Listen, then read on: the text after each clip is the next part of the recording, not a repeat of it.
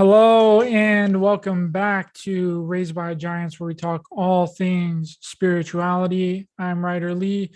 Tonight's guest is Jeffrey Miller, aka Lucas. But before I introduce him, check out Honey Colony website for amazing products like Superior CBD, Colloidal Silver Elixir and Maker, energy supplements, health and beauty products, and a bunch of other really great ethically sourced products. And if you use promo code RBG10, you'll get 10% off your whole order. Check the links in the description. Also, if you would like to make a donation to help the channel grow and me produce more content, you can donate on PayPal or buy me a coffee to help support my work. It is 100% completely optional. Check the links in the description for donation options. Thank you very much. So without further ado, introducing tonight's guest, Jeffrey Miller, also known as Lucas. He began over 30 years of studying various spiritual traditions, magic, myth, and psychology, and sacred practice of dream work and dream-assisted coaching. Lucas has been on the dream journey, a dream-like journey for the past 15 years, magically guided by his dreams to work with various teachers, wisdom keepers, and shamans throughout the world, attending hundreds of sacred ceremonies, including extensive work with plant medicines, sweat lodges, vision quests, and extended fasting, meditation, and silence. For 15 years, he has been practicing dream work and has spent 2 years co-facilitating healing retreats in Costa Rica and serving as a certified life coach specializing in dream-informed coaching. He currently works full-time as a certified dream coach, offering sessions over Zoom, helping people realize and learn from their dreams and to love themselves and everyone unconditionally. Hello, Lucas, and welcome to the show. It's great to have you, brother. How are you doing? I'm doing great. Thank you for having me, Ryder. Happy to be here. Yeah, I'm really looking forward to the conversation. You were referred to me from my our mutual friend Tony Piazza. And we've been talking for a little bit now, a couple of weeks, and I really enjoyed our conversation that we had on the phone together the other day. I mean, it was really illuminating, and so we're really going to get into that. And I think everyone's really fascinated about dreams, like they want to know what it all means. But before we really get into that, let's get a little bit of a background on you and what led you down this path of getting into dream work. Okay. Yeah, how amazing how this all worked out for me. As you mentioned in reading that brief bio, I've been doing this work for about 15 years, and it all happened pretty magically after what I don't call an accident, a situation I was in Maui. It was my first vacation in about 11 years. I was working just crazy hours. My marriage was on the rocks, and I knew I needed to take a break, get away, try and save my marriage. So I went to Maui with my wife, my little girls, and we went on a 3-hour tour. A boat ride on one of those giant catamarans. And it was a really windy day, really high seas, and the thing that holds the sail up, the mast, it broke, and it fell down on me and another guy. And the boat sank, and there's a whole lot to that story I won't get too much into, but I almost died that day. And it ended up being a catalyst for so much amazing stuff that's happened since then over the last 15 years. One of the most meaningful of which, sacred of which for me, is this practice of dream work. Did you have a near-death experience whenever you had the accident, or what was going on there?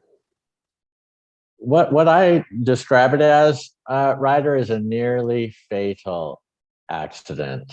I didn't, go into a tunnel of light or, have any really profound insights at the time. Everything just went super, super slow motion. And even though I had broken my neck and my arm, and I had 2 ripped hamstrings, and the boat was sinking and everything was happening, I didn't feel any pain. And I was there, treading water after the boat sank to, trying to save my wife and kids. And so it was surreal for sure, but unlike a near-death experience, like many have experienced, which is a more transcendental sort of out of the body experience. I was fully in my body, but definitely in an altered state of consciousness. After that, the surgeons recommended a neck surgery to go into my neck and remove from some vertebrae in the neck and do a fusion.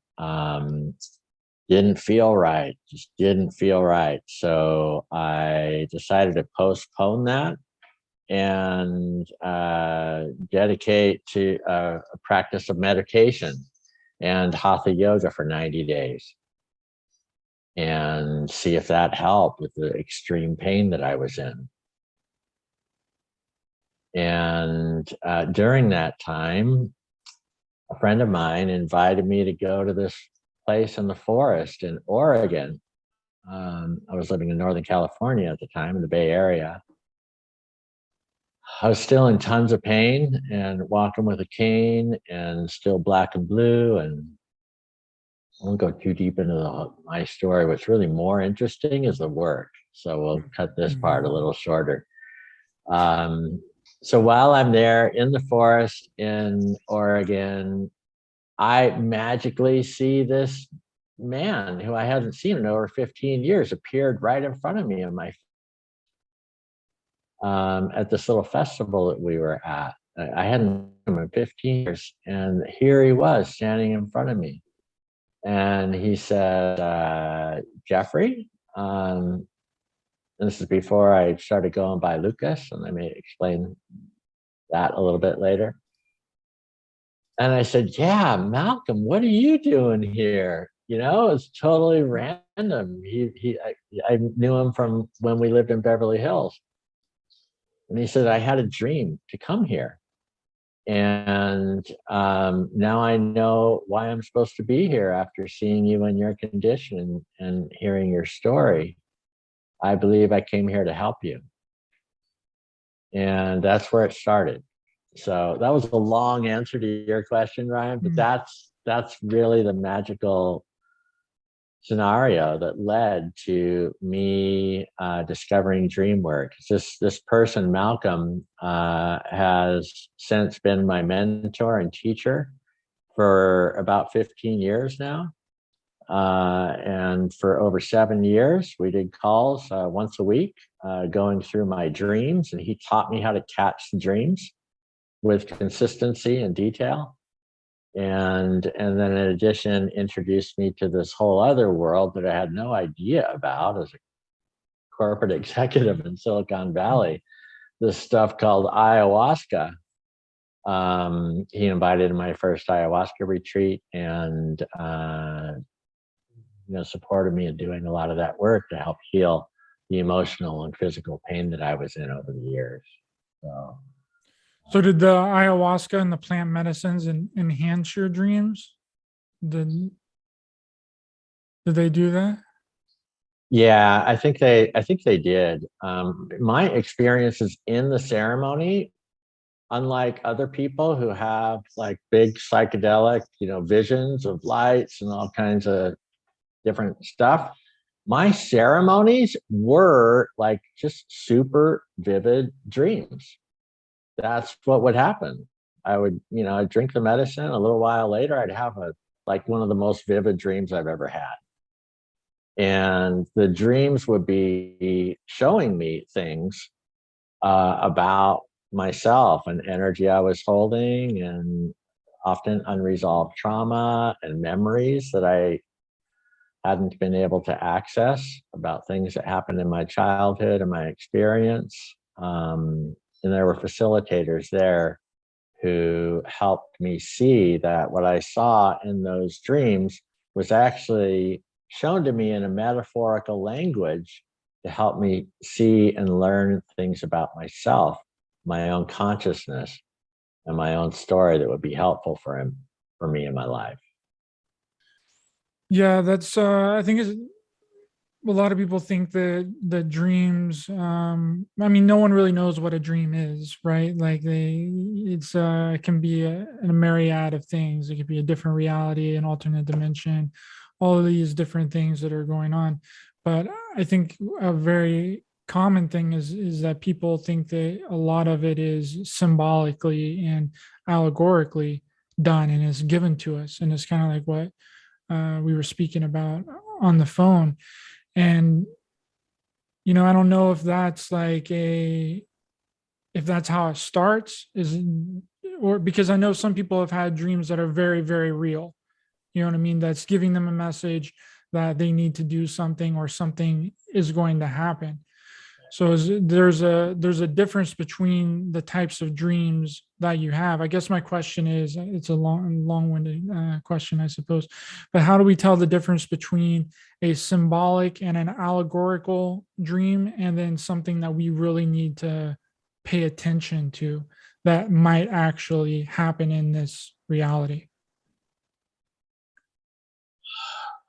And that's a great question, Ryder. And it takes time and practice to better connect with what kind of dreams it is that we're having, whether it is what I call an environmental dream, which is something in our experience in our local environment, maybe our room or our house or what we picked up during the day, is sort of just rehashed and replayed in our dream.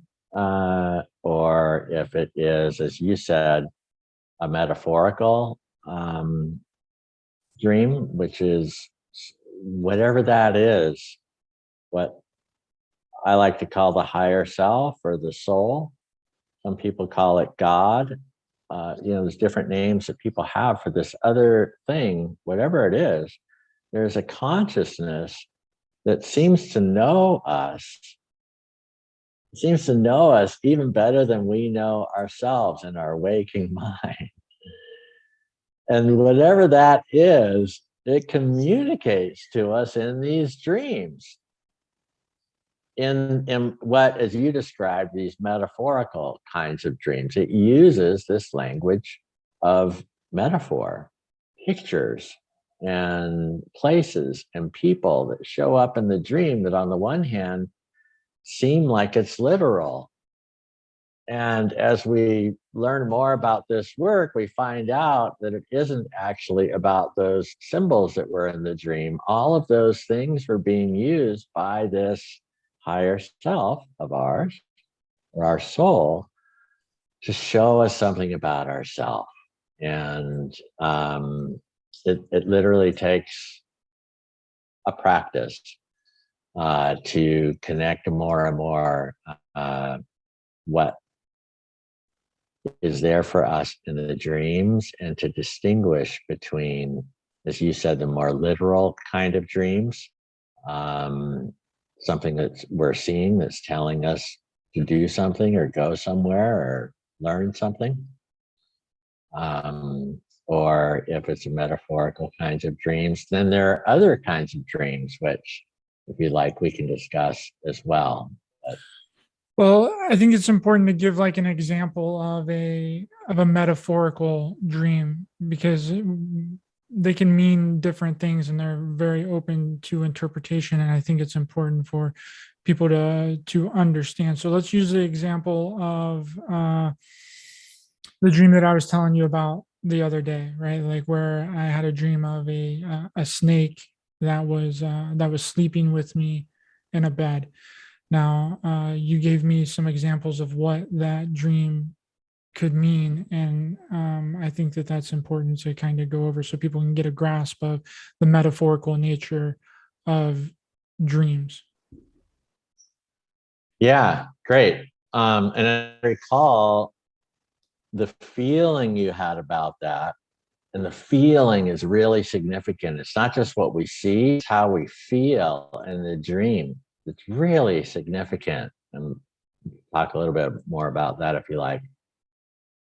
As I remember the feeling that you had, even though there was a snake in your dream, in your bed in that dream, you weren't afraid about it, right? Didn't you say it was kind of Right. like it was there, but it was okay? Yeah, I was really loving snake, and I don't really like snakes in this waking life. So it was kind of strange to me, and it was a huge snake too, and I didn't like mind it. It was really it was a loving, and it wasn't there wasn't any fear attached to it. So that really surprised me. Yeah. So if this were the kind of base level dreams, which when people first start catching their dreams, often what they're seeing and feeling in the dreams is sort of a rehash of what's happened during the day or something about their physical environment. Um, and it's probably a good time to say that I do not, and my teacher, who I worked with for almost 10 years through thousands of dreams, has taught me it's best not to tell someone what their dream means. Right. It's a very individual and unique, sacred thing, really, and it's different for every person. So, how the process works in a dream work session is the practitioner, the student, who's just starting to do this work, will share what they saw in the dream. And then what I would do is I would ask questions to help them connect more with what feels most true for them. Um, and then ask them more questions about what the different images and symbols mean and feel like to them. So, for example, this snake dream could be an environmental kind of dream where and I think I asked you about this. Was there anything in your environment that night that could have been something that made you feel like a snake was in your room? Like perhaps could blanket have been wrapped around your leg? Mm. Yeah, no, I don't think that there was anything. There wasn't anything like that. It wasn't an environmental thing, but I am aware that our subconscious leaks down into our consciousness, and then whenever we dream, we can dream about like what we've seen. Movies is a really good example of this. TV shows, music can even influence our dream, and then what we focus on is then plays out in the dream state as well. But as far as I know, there wasn't anything like that that would make me dream of the snake. Right. That's what I remember. And I say that because I've had a client share that exact same thing. There was a snake in my bed wrapped around my leg, and I woke up in the morning and I realized that the blanket was wrapped around my leg like a snake. Um, so that's an example of the kind of entry level sorts of dreams that aren't really that helpful. They don't really teach us that much. Mm. Um, and then there's these metaphorical kinds of dreams where our higher self, or whatever we want to call it, is using some symbol to point to something that's going on for us in our life. And in this case, there's a snake in your dream. So I might ask, what are some of the characteristics when you think of a snake? What are some characteristics that you think that a snake represents? Well, my mind automatically goes to Kundalini energy, because I've been studying that a lot. I'm working on a symbolic and metaphorical nature of the Bible presentation that I'm putting together. So that's what I think about, and possibly something like some kind of transformation or something, because we know that the snake has been demonized, right? A lot of people Yeah, don't like snakes, but just because it's been demonized by the church and stuff doesn't mean that they're bad. It's just been inverted right, to mean something bad. right. Perfect. And you hit it right on the head, Ryder. Those are two of the most common attributes ascribed to the archetype of the snake. Transformation, and very often this Kundalini energy, this life force or Kundalini energy that's moving through our body and energetic centers. In this case, the relationship you have with the snake is significant, right? So if it means those two things, in this case, you weren't afraid of it. Whereas, very often when people see the snakes in their dreams, and it may well represent those same things, they're running away from it or they're afraid of it. In this case, in your experience, it felt okay. Um, if you look at it that way, what might this dream might be informing you? Why do you think this may have come to you in your dream? Well, the first thing that I kind of thought of was the typical snake scenario, right? That people think about, that there's a snake in your life, that there's someone that's going to betray you. But then whenever I looked at it, at it deeper, I was like, okay, well, this doesn't necessarily mean that, just because that idea and thought has been programmed into everyone. So then I'm like, okay, well, then it could mean that I'm getting ready to go through a huge transformation, some kind of shift or something Yeah. in my life. And I thought it was really interesting, because we were talking about this the other day on the phone too, is that you can actually program your subconscious to a degree, because you were talking about earlier how the higher self is actually giving you these metaphorical things, and it switches it whenever you don't really get it. You know what I mean? And like, it'll give you something different, but you can actually program your higher self to give you these metaphorical meanings and these metaphorical things that to give you a different message depending on what you're going through in your life.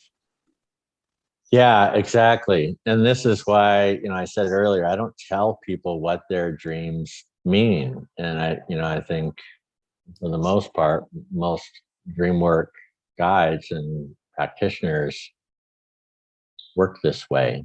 There are few exceptions, but for the most part, I think this is the most healthy way to work with people as a dream work guide and coach.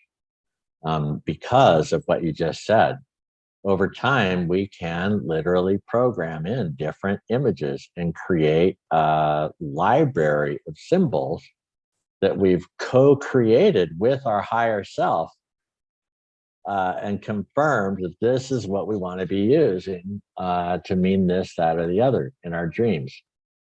So, for example, let's say one of the most common things is a vehicle in a dream. We find ourselves in a vehicle.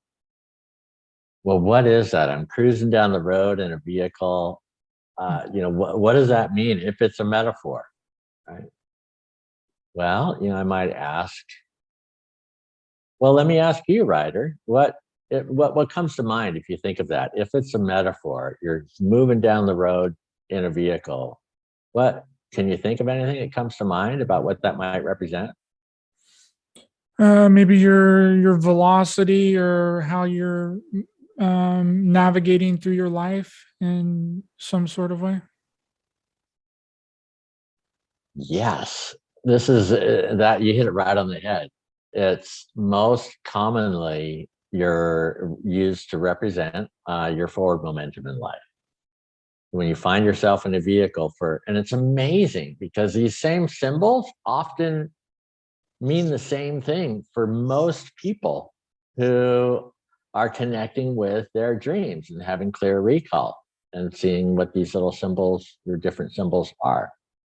So yeah, so you find yourself in a vehicle. It very often represents one's forward momentum in life.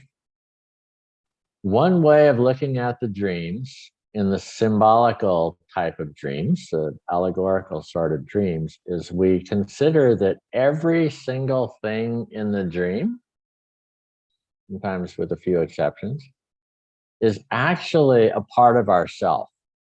The symbols are used by this other part of ourself, call it the higher self, to show us different things about our own life, our own self, that are inviting some attention so that we can learn and grow and benefit from it.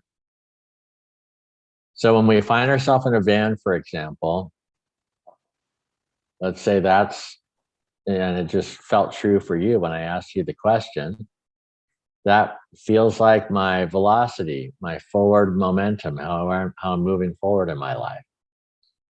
So as we continue to do this work more and more, we can literally program that in because our higher self is listening always to every word that we say all the time. So in the playback session, after we've recorded our dreams, we've written them down and we're going through them. And this is where the coaching practice really helps. A lot of what I do with my clients is to help them connect with what these different symbols mean for them, to help them program and create this library over time. And then once they have it, they're able to move forward more on their own, having real clarity and confidence in what these different symbols represent for them. So you can literally, when you see the dream, you connect with your intuition. What does this symbol mean? I'm standing next to the ocean. And a good coach will know that for most people, a body of water represents, for most people, either the emotions or the subconscious underneath the conscious mind, and sometimes both. So in a session, I might ask, what feels most true for you? Is this the emotions, the dreams showing up in this context, showing the body of water? Is that pointing to your emotions, or is this pointing to your subconscious? What feels more true for you, or is it both? And then whoever's doing the dream work might say, well, from now on, what I want to use for my subconscious is this image of water. For another person, it could very well be a basement in a house. The house very often is used, the building we find ourselves in represents our overall state of consciousness, what's going on in our life, in our mind, what's in our mind, our consciousness in general. That's the house that we find ourselves in. Sometimes it's a temporary place, like a motel. We find ourselves in a motel. All the time. I've had so many motel dreams. Have you? Yeah, and like I'm like going to get a room in a hotel, and the hotel attendant is there, and it's the same hotel attendant every single time, but I can never hear anything that he says. Like he's talking, but it's just like he's muted. And like I can't understand what he's saying. But I know he's saying something, and it's always like profound. I know what he's saying is like important for me to know and hear what he's saying, but I can never hear him.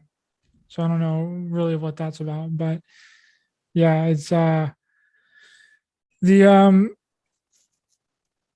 it's really interesting because the way that you're explaining it is that we're able to program our dreams to a certain extent. Would this be a process in being able to learn how to lucid dream? Would that be one of the steps, is programming your dreams first? I guess we should probably get into exactly what lucid dreaming is, but would this be one of the steps to figure out how to lucid dream? I would say it is one of the steps. The progression, in my experience with most of the people that I work with, moves through these different kinds of dreams after a certain amount of experience and practice with different types. The entry level first type is what I described before, these environmental dreams. You see some people fighting in a store while you're in line during the day. That night, you have a dream where there's some people arguing in your dream, and it has that same sort of energy, right? The dream is showing you that you're still holding a bit of that energy. Not necessarily useful teaching. That's how those dreams work. The next layer is so vast and so helpful. You can work in this. I've done it now for 15 years, and I still, every single night, I record my dreams, and there's always more and more and more to learn. And most of it, even for me, still comes through in the symbolic, allegorical language. And as I started having more and more lucid dreams, which means that you wake up while you're dreaming, not your physical body wakes up, but while you're in the dream.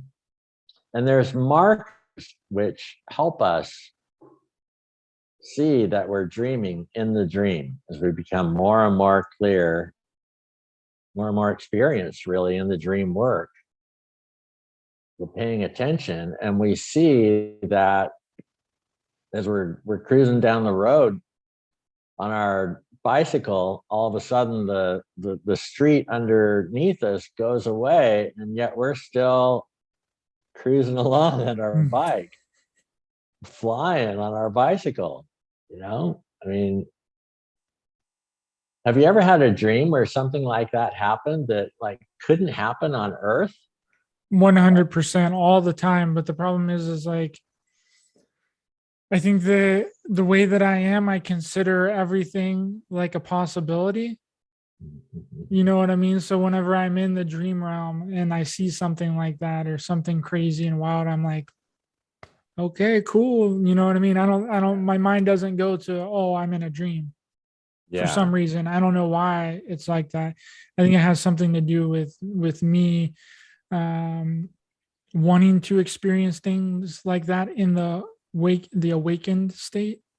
Yeah. And then when I'm in the dream state, I can't differentiate that if I'm in a dream or not, or if I'm in the awakened state, or if I'm in a layer of my consciousness. There has been some times though that I've realized that it was a dream, but I was still locked into it, and I wasn't able to, fully realize that I was in a dream to where I could actually maneuver and, figure it out. A lot of my dreams are really real and have like a root in reality. Like things will be really familiar in my dream. And I think that that's done to me on purpose to make me realize that, make me think that I'm actually in a real reality, which I mean, when we might be, the dream state is probably, I mean, what's the difference between this reality and the dream state? There's probably not too much difference. They're probably exactly the same thing in a lot of different ways. Yeah, well, and we talked about this the other day, right? That that experience as we do more and more of this dream work and work with the plant medicine stuff, brings on was really where I first started having super vivid experiences of dreams, and I later learned that this can happen with no medicine at all. But yeah, these experiences can be so real, including feeling things like being out and seeing it starts to rain and feeling the raindrops on our hands, coming up to a stream, putting my hand in the stream and feeling the water, hearing different things. So real that it makes one wonder, as you said, is this as real as anything? Who's to say that what we experience in these other realms and these other worlds are any more or less real than what's happening here on the 3D plane? Yeah, I've had some really real dreams where like I've been shot in my dream, like in the stomach by like a shotgun. I felt the pain in the dream, woke up, felt the pain in real life. Um, Yeah. I mean, it didn't last for very long. It was, but it was like a shock to me, like whenever I woke up. And that's another thing is like, I feel like my consciousness when I'm dreaming and whenever when things start to kind of like not make sense in my dream to where Yeah. I know that I could be dreaming, like I automatically kind of wake up. It's like something is blocking me Yeah. from realizing that I'm in a dream. I don't know if that makes sense. Yeah, it does. It totally makes sense, and it's quite common. And I've helped a lot of people move through that to experience lucidity in their dreams, to wake up in the dream, realize you're dreaming. And it's one of the most amazing experiences. Imagine you're on that bike, the road disappears underneath you. That's a trigger, right? Like you realize that just happened. I must be dreaming because this doesn't happen on Earth. Maybe you look at a clock, the first part of the dream, and it's showing it's like 11:10 a.m. And then you look at it like momentarily later, and it says 4 o'clock. Different things happen in these worlds of dreams that will give it away if we're really, really paying attention. And you absolutely can. So there's a couple of different ways of looking at that. And I want to get back to, really, and it's fascinating to talk about this stuff, Ryder, and, I can share some of the amazing experiences that I've had in my life and with dreams and things that have happened in my life that are absolutely like a dream. The more and more of this work that I've done, they really are starting to emerge. And I want to, really be intentional here and consider, how is this useful? Some of these things that happen, in these other realms, they're fascinating and trippy and fun to talk about. And I've done a lot of it. And I'm coming to see more and more that even though these things are fun and interesting, what is most valuable to me is when we can use these experiences and altered states of consciousness in a way that really help us and in a way that help others. So an example of that, it was really humbling. I'm working with my coach, Malcolm, who I worked with, like 3 or 4 coaching calls a month for about 6 or 7 years. I started to get really good at the lucid dreaming and was doing it a lot. And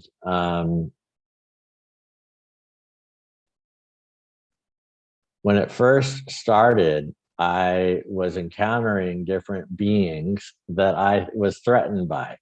Like a monk, it was chasing the spirit of my unborn child. And he's flying around and I'm chasing him. and then I corner him, and then I do this qigong move, and he disintegrates, you know. And I was proud of myself because it turns out these different martial arts tactics and, you know, consciousness tactics were working on this other plane, and I was starting to think, wow, I'm like becoming a Astral world Jedi, you know. Astral warrior. Yeah.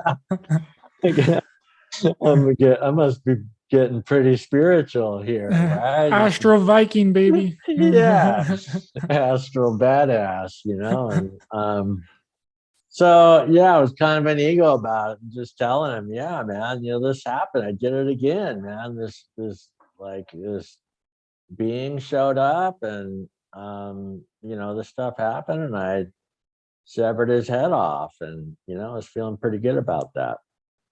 And then he said, Lucas, perhaps there will be a day when you meet everything you experience in your dream and waking life with loving kindness and compassion.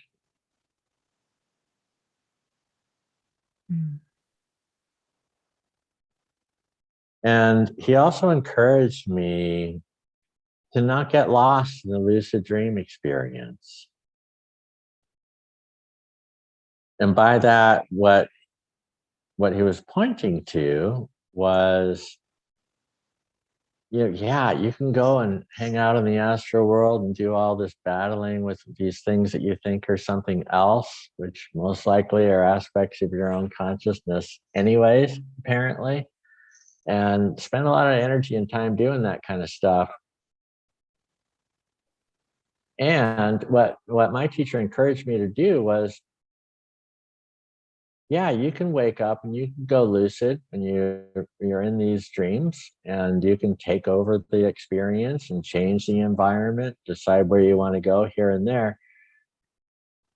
But perhaps you're missing the opportunity of the teaching that's coming through from your higher self through this metaphorical language of symbolism. If I'm trying to take over what's going on and change the movie, which you can totally do, that's interesting and it's fun. And there's so much to be learned from receiving these metaphorical movies that come from this higher aspect of ourselves, this other, and in my experience, feels like another part of me that's on another dimension, a more mature aspect of myself that's out there.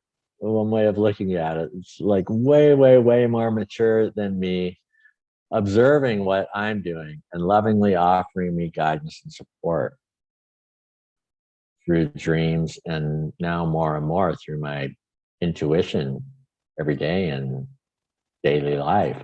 That connection is there. And in fact, this is why I chose to take on the name Lucas, by the way. That was what I used to call that part of myself. That relationship became so solid, I decided to give it a name. Whatever that is teaching me through these images every single night.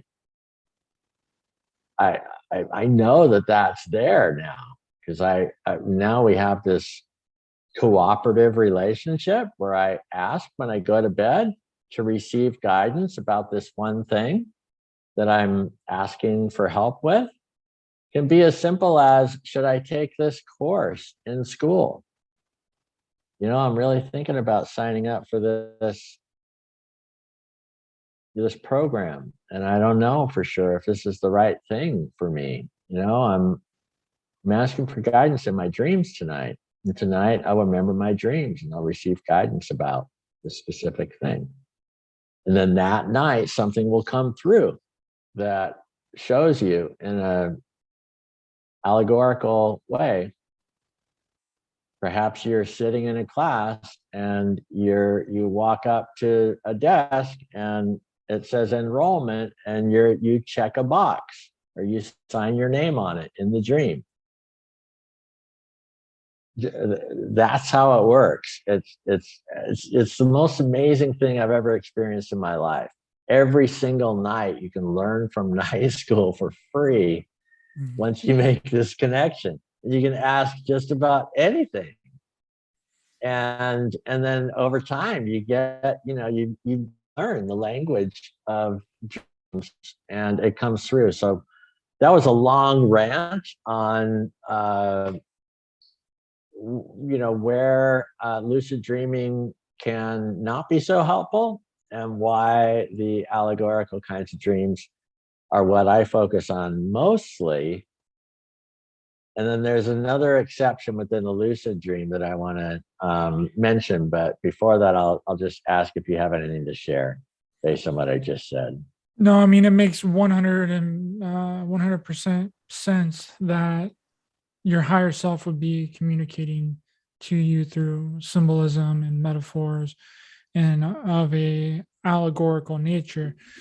And in kind of what you're saying is just important to figure out the code and learn the language that is trying to communicate with you. I Right. mean, if it could come down and be like, tell you exactly what's going on, like that's, I feel like that you lose the mystery that Yeah. way, Yeah. like, and I'm not saying that it couldn't do that, because I know that you've had dreams that, you've experienced the thing that you've experienced in your dream actually happens in real life. So that sometimes does happen too.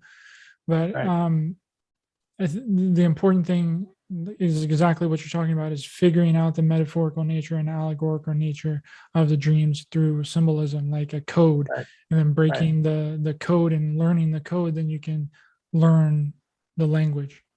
Right. Yeah. Very well put. So you're going to speak more on the lucid dreaming aspect. Yeah. So another thing that can happen in the lucid dreaming experience is we wake up, we realize we're in a dream, and we're still in it. We're fully engaged and we're aware and present, knowing that we're having a lucid experience. And someone may show up in that environment in the dream.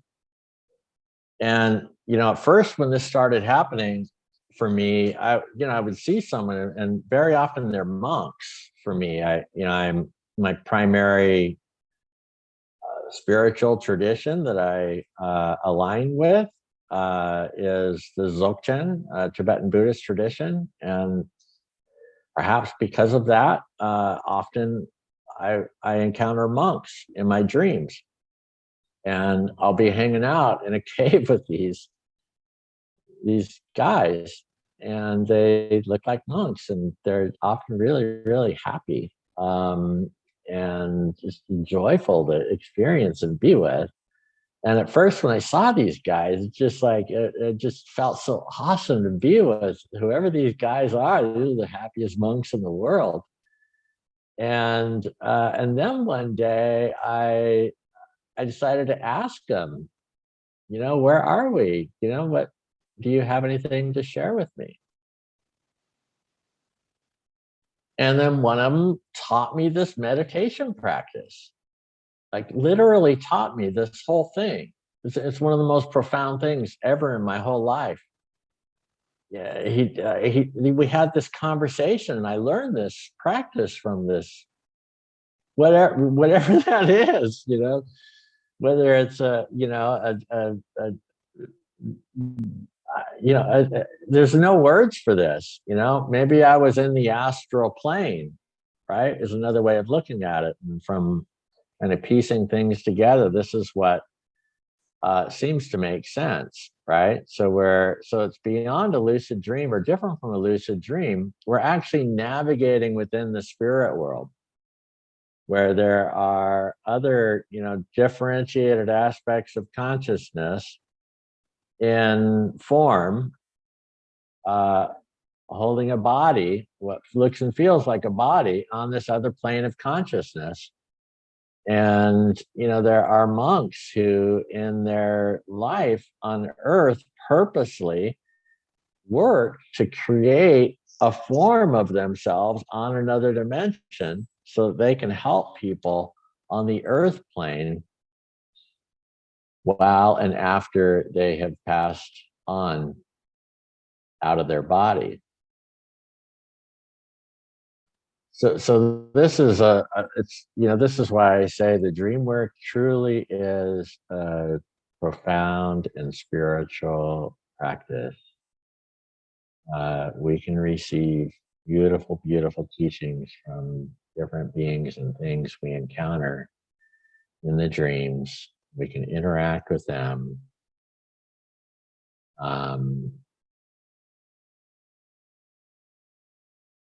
Another thing that happens is you can learn things like inventions, right? Forget the guy's name. The man who put together the periodic table of elements, the foundation of chemistry, was like pondering on how to put these different elements together and stuff. And he received the whole thing in a dream. The whole periodic table of elements, absolutely profound, all came to him in a dream. The sewing machine invention came to someone in a dream. Many musical compositions have come to people in dreams. The Tesla, Einstein, many of these absolutely amazing, prolific inventors and teachers and creators receive what they receive in dreams. Do you think that this information is coming from outside of themselves, or do you think it's coming from inside of them? I'm kind of laughing, right? Because you said, is it coming from outside of themselves? Well, first, I'd like to just make a blanket statement that I tell the people that I work with in my coaching practice and just life in general, as I try and explain some of these experiences that I've had and what I feel may be right. I always say, who knows, right? Who knows? And it has been my experience at times that there's no such thing as outside of myself.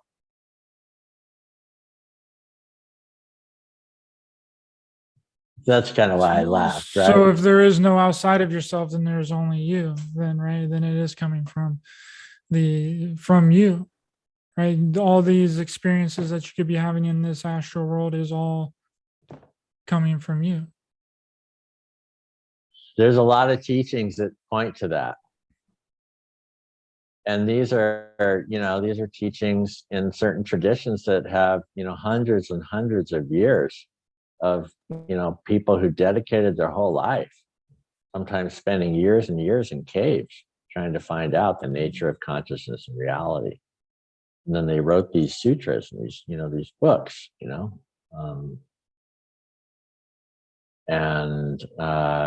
in the Dzogchen tradition, which is an aspect of Tibetan Buddhism, there's a saying in one of the teachings that totally rocked my world, which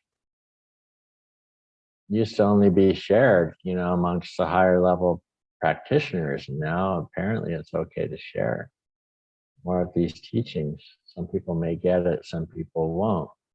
Totally okay. Yeah, I think that we are multi-dimensional beings, and everyone that people want to give credit to that are outside of ourselves isn't.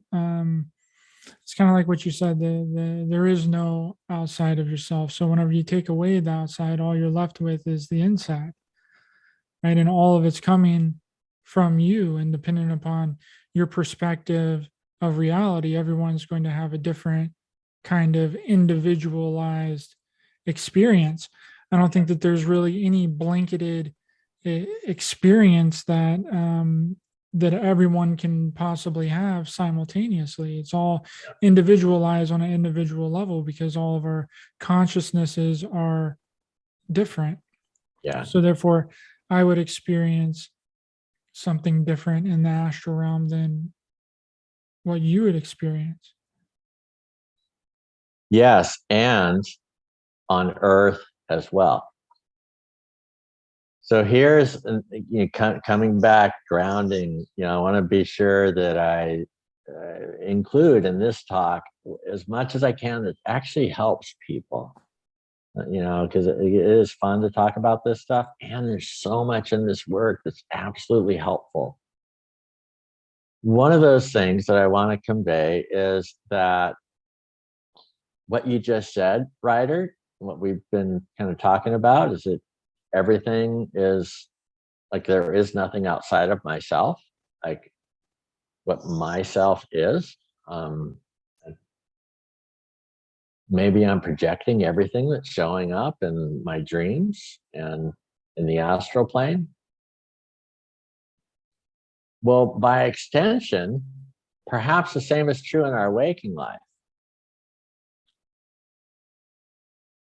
So what Malcolm, my teacher, worked with me over hundreds of sessions over 6 or 7 years before he invited me to start doing this work myself.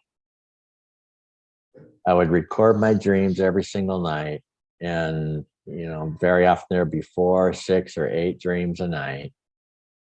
My record is 13 in one evening, just like separate movies in really clear detail. And you really grow where there's a whole lot. And it's also important to sleep. But what those dreams often show us is what's going on in our mind, in our consciousness, and our feelings. Loving higher self, our soul, starts with you in the dreams, usually showing us things that are there that are holding a dense energy. Maybe there's some fear, maybe there's some trauma, maybe there's some memories that are in the subconscious that we have never really connected with in our waking life, or the pain was so bad our psyche shut it down. Just like when I broke my neck, the pain was so bad, the adrenaline kicked in and I didn't feel the pain until a little while later. Then all of a sudden it kicked in. And the same is true with the psyche. Very often when there's experiences in those first 7 years of childhood that are hurtful, or make us feel unsafe or scared, or have certain beliefs about things, it's those early years in life where the core programming happens in our consciousness.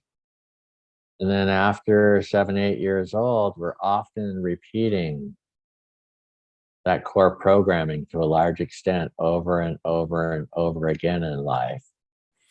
That's why they want to get in. That's why they want to get kids and young children as young as they possibly can to get them indoctrinated, because their consciousness is fresh and they're newly able to be programmed and indoctrinated with a certain set of beliefs. And whenever you get people young enough into any kind of indoctrination, religious indoctrination, school indoctrination, any set of rules and beliefs or guidelines that need to be followed, the more they continuously revert back to them, no matter the opposing information that could make way much more sense than the previous information they have. It doesn't matter, because they've been, their brain has been wired with these core beliefs inside of them that no matter what, they're going to keep reverting back to it. And it's a big problem. It's a big issue, and it's not letting people expand, and it's not letting people grow. They want to be in that comfortable state all the time. Right. Yeah. And if there's a belief from an experience in childhood that the rug's going to get pulled out from under me as soon as things start to feel really good, there's that really deeply ingrained belief as soon, very often, and this happens to have been my story, and many other people I've coached over the years. When things start to get really good, like a relationship or a job or abundance, or as soon as things start to really feel good, then a part of us on the subconscious is waiting for that axe to fall, right? And when that's there, it actually perpetuates that happening in our waking world. So this practice of dream work, and it's amazing how this our higher self just knows. It sets the syllabus for me as a coach. It people start recording their dreams and we see what's there, and then it very often points to different things that are there that are inviting a reprogram, to reprogram that hard drive, to create a reframe of the story we have around a certain experience, which, if we do that, will remarkably change our life. I've seen it over and over and over again. People, and it's absolutely true in my own life. I was creating catastrophe after catastrophe in my life. And as soon as someone was close to me that I felt like I was being loved by, they'd disappear. As soon as I made a whole bunch of money, it would disappear. I've been in 3 nearly fatal accidents. It just goes on and on and on. And luckily, I met this man, my coach, who worked with me in this sacred practice to bring up these things that are there buried in the subconscious so that I could see them. And then he worked with me with various tools and techniques to help me change the energy around that stuff that I've been holding for many, many years. And it's clearing it out that. of your subconscious, clearing the traumas and the emotional repression from events in your life out of your subconscious, so they're not easily repeated over and over again in your waking life. Yeah, and not clearing it out like abolishing it, like killing it. It's reframing the story around it. There's a teacher I really like, Greg Braden, who says that he says healing, or maybe it's transformation, happens when we can look back at a previously painful or hurtful experience, and it no longer has the energetic charge that it used to. So it's still there. The memory is there, but the story around it is different. And there's a whole practice around this of forgiveness and compassion and reframing and looking at things in a different way, which, as the stuff is revealed through the dreams, one can work with a properly trained coach to absolutely transform some of the energies that are held often deep in the subconscious. And as that happens, our external world totally changes. I've seen it over and over again. It's like what happens on the outside is a reflection of the inside. Many people say that, and it sounds cliche to some people. It's been my experience that that's true. And we can literally live the life of our dreams.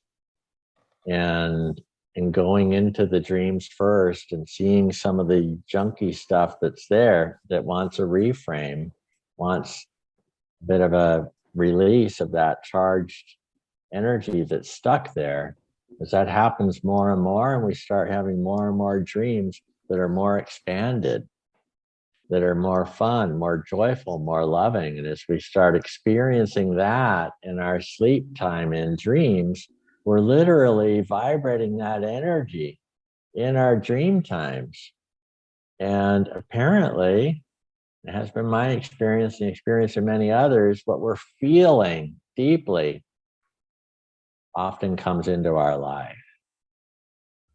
This is one of the most beautiful things about the dream work that I like to share, is that it's not just fun, fascinating. It's a tool that can literally transform your energy, the feelings that you're holding most of the day, the stories we have around certain things that have happened in our life.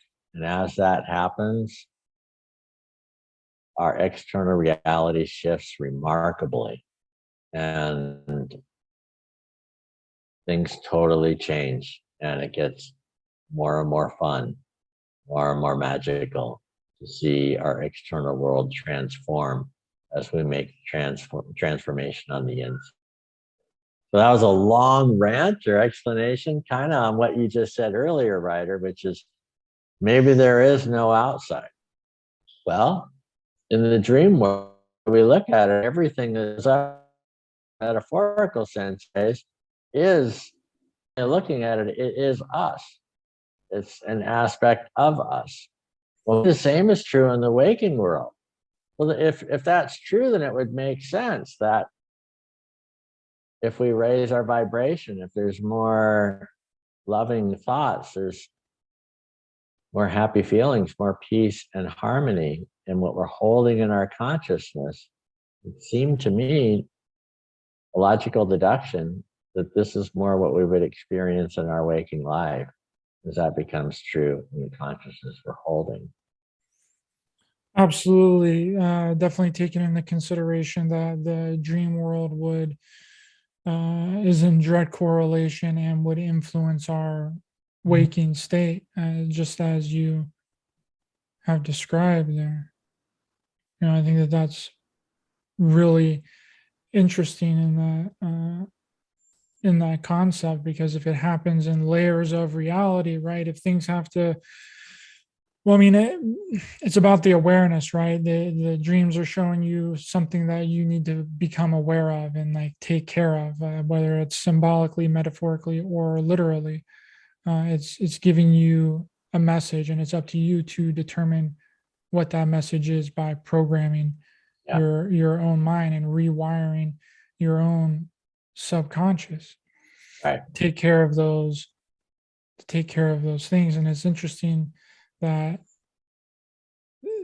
the higher levels could be influencing us here in this awakened state, because again, I don't think that there's too much a difference between the awakened state and the dream realm or the astral realm. Both are just as real as we are right now on the Zoom call talking. It's just we're in a physical form here and we're in an astral form there. I don't really think that there's too much difference in between the two realms. So it would make sense that that realm would influence here, or it could be vice versa. I mean, I'm sure it works both ways, right? It's a duality. Some things that happen here influence the dream realm, just like we see with our subconscious watching movies, watching TV and stuff like that. And the things that we think about, we often dream about. And then there's the opposite way of that world, that astral world influencing us here in this awakening state. Yeah. So there's just a couple other things I'd like to share if we have just a few more moments here. Of course, yes. Okay. So after, and it's just been my experience, it's usually that other stuff that happens first. Working through some of those things, those more dense energetic charges that are in our consciousness that are inviting our attention and to be transformed. And then we come into more of a peaceful, harmonious, energetic state, more balance of our masculine and feminine aspects, more coherence between the heart and the mind, coming more into balance and peace. And this work absolutely helps bring us there. As that happens, and we're holding a more peaceful, balanced state of energy, living more through the heart, and guided by the heart more than the mind. what starts to happen is that Kundalini energy you mentioned, interestingly, the gateway of the heart opens. When that happens, that energy seems to find its way up to the higher centers. And I'm talking, it may sound kind of woo-woo. And We're this on a has been, spiritual show here, brother. okay, cool. Well, this has been my experience. And, as that work happens, we clear the stuff that's on, the denser stuff on the lower energetic centers. And naturally, over time, gives way to that heart expanding. When that heart is expanded for, in my experience, extended periods of time, then we find that Kundalini energy moving itself up through the throat chakra. We start expressing ourselves more. We start speaking our truth in a way that feels right and is helpful. And then we connect more with this center of intuition. And then what happens is we start living like the life of a modern day mystic, being guided by this higher self wherever we are all day, whether we're awake or we're asleep. And we that connection, that intimate relationship with our higher self is cultivated to the extent that it feels like it's a part of us and we're being guided by it every day. So some examples of that in my life, and again, everyone apparently can do this, with a few exceptions. But as that state of being happens and we move more into this mystical life, rather than the metaphorical kinds of dreams, we start having more direct dream experiences. Like, for example, as I shared with you on the phone the other day, I had the sequence events that led to me quitting my corporate job 2 years ago. I kept seeing ambulances and dark clouds over the major metropolitan places on the planet. It just kept happening over and over and over. And I saw the year 2020 on a sign in one of those dreams. And it just seemed like something about the year 2020, like there's some major stuff going to go down. And it's not going to be good to be in the densely urban areas. I thought it might be like a civil war or something. I didn't know what it was, but the guidance I got was to, and I've since learned I'm still learning how to work with this stuff because I've gone overboard. And maybe this is an example. I resigned from my corporate job in Silicon Valley and decided to just leave. Went head first into it.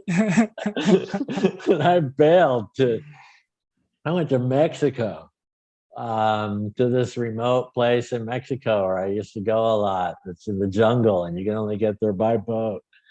And I didn't know what was going to happen, but I was ready, right? For whatever it was. It felt like it was going to be coming. And it turned out while I was there, I started hearing about this COVID thing. And while there in Mexico, magically while I was there, it turned out a friend of mine, one of my spiritual teachers, was leading a kirtan retreat there. Who knew it? Exactly the dates I was there, I find out this lady that I used to like to chant mantras with, and one of my teachers is leading a retreat right there in this remote place you can only get to by boat. So I'm in her retreat chanting mantras in the jungle.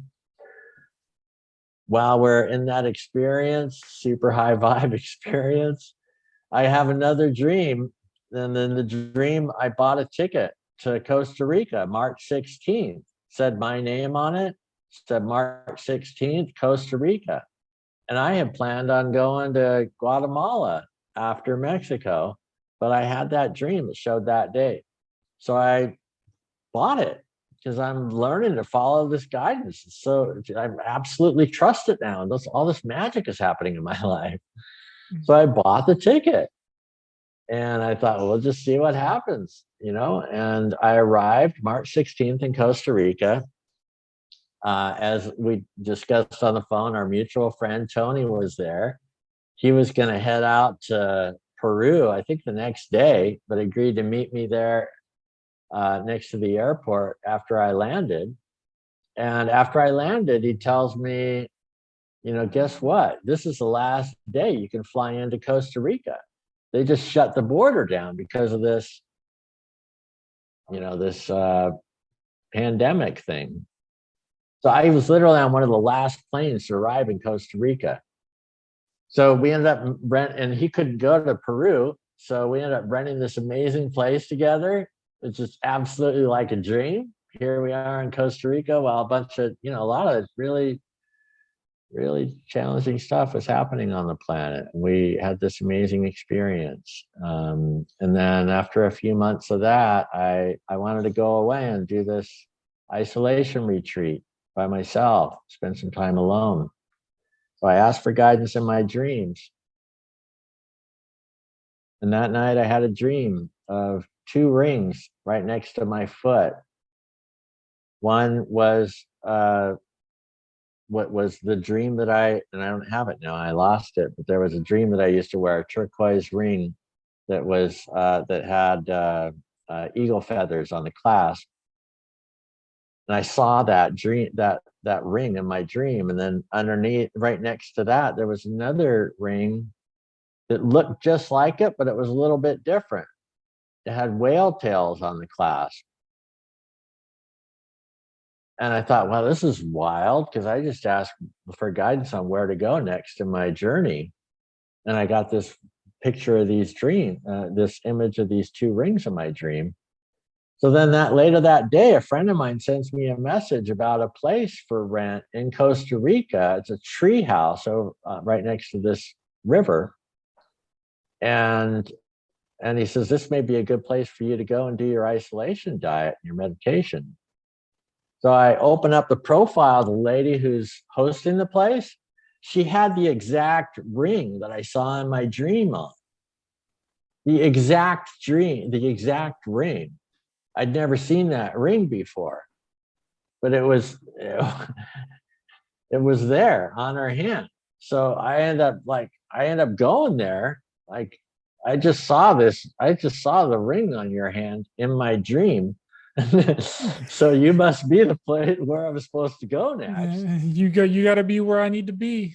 Yeah. So I went, and we talked about that. Everything felt great. I ended up staying there. And then after that, I had a dream that I was flying over this coastline in Costa Rica.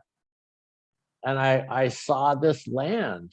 I saw this house on the hill overlooking the ocean. And I saw it in very clear detail. This is what we call a remote viewing experience, where you literally move out of your body and you fly. Your consciousness can travel to different places and see things that actually exist on Earth that you've never seen in your waking consciousness before. This is one of the first times that had ever happened for me. So I saw this land right after I asked, where's the next place for me to go? And long story short, Tony, our friend, met these people who invited us all to go up there to their property on this land. We go there. As soon as I get there, I saw the exact view I saw in my dream. Exactly. And I was like, oh my gosh, holy cow, this is just what I saw in my dream the other night. This must be the next place I'm supposed to go to live. And then just after I had that thought, the lady that was there said, you know what, those other 2 houses next door, one of them's going to be coming up for rent. And I ended up renting both of those houses shortly thereafter. And we had this amazing experience on that land for almost a year after that, a year and a half, actually, I think, after that. So that's just an example of, when this opens up, this sort of mystical, not sort of, but a mystical, dreamlike adventure that can happen. And this has been my experience, and it's a joy to be able to share this practice with other people, to bring them through the different layers, to help them heal and transform if that's helpful and necessary, guided by what comes through in the dreams for them, and then moving more and more as the work progresses into more peace, more love, joy, connection, and a deeper relationship with their higher self and their truth. Really quick before I let you go, Lucas, what made me think of this is, okay, so you've had a dream that you've experienced something and then you've experienced it in the waking state. Have you ever experienced something in the awakened state and then dreamed exactly what you just experienced with no alterations? Wow, that's an interesting question.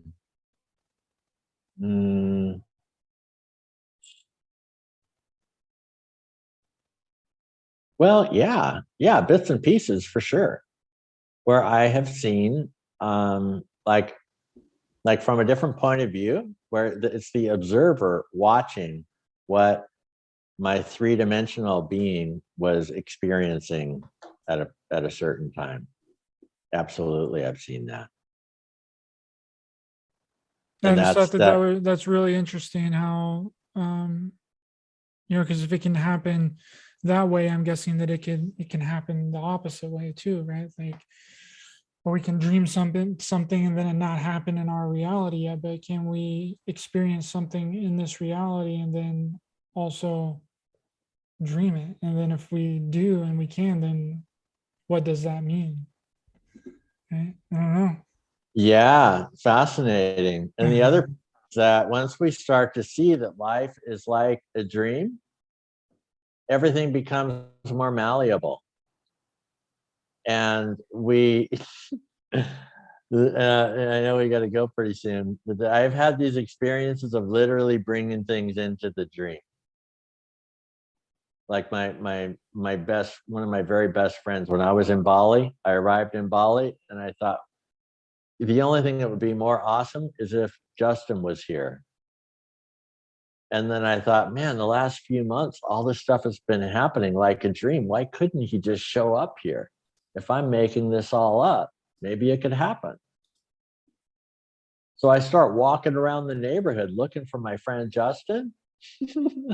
As far as I knew, he was in India at the time. But the crazy, amazing stuff that had happened before made me feel like maybe I was dreaming it all up. So maybe it could happen. So I'm walking around looking for my friend Justin, because that would be the most awesome thing in the world for him to be there in Bali with me the next few months. I didn't see him for about 15 minutes. I'm walking through the neighborhood, my first day that I arrived there.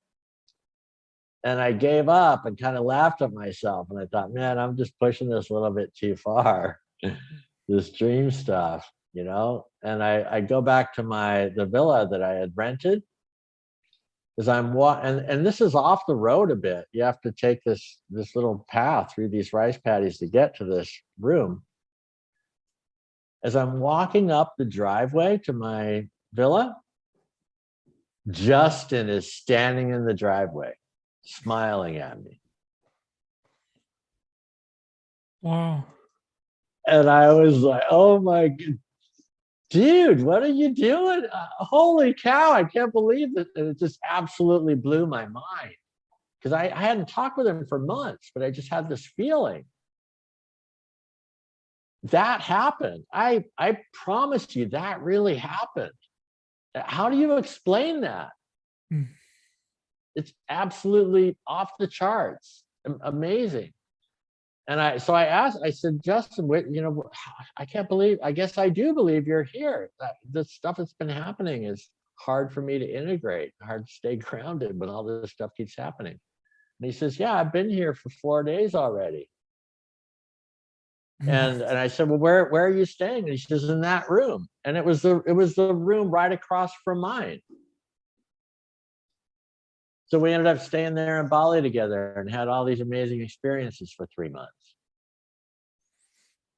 That's incredible. It's something to do with the mirroring of the consciousness, either the mirroring of the dream state into our reality, or the reality mirroring into the dream state. And I'm not for sure. I think it's a little bit of both. But thanks so much for coming on, Lucas. It's been a wonderful conversation, my brother. I really appreciate you taking the time to come on, because this is a very fascinating subject, and we could probably be on here for 2 or 3 hours talking about all this stuff, and we barely even kind of scratch the surface. Like, you can go down so many different rabbit holes and so many different theories and stuff. But I've really enjoyed the conversation with you here tonight, Lucas.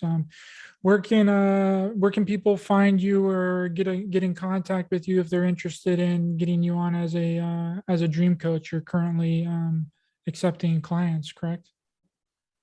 I am. The best way to get a hold of me is through my website, at live dash the dash dream dot life. Live the dream life. Live dash the dash dream dot life.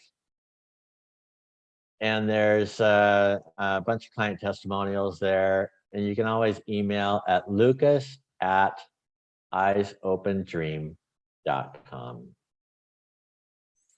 Awesome. Thank you so much, brother. The links to Lucas's website will be in the description of this video. Go over there and check that out. Scroll through his website and get some more information about it.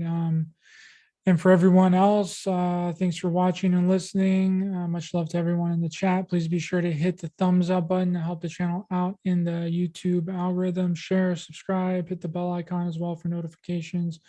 The link to my channel on Odysee is in the description. Hit the follow button over there. You can also catch this episode and any of my other episodes on Apple Podcasts, Spotify, iHeartRadio, Google Podcasts, and download them individually on Spreaker.com for free. Links are in the description. And remember, we're not only in a spiritual war, but a war on humanity. Stay aware, stay alert, keep loving your heart for everyone, stay safe out there. And if you can see through the illusion, you are the solution. See you guys next time.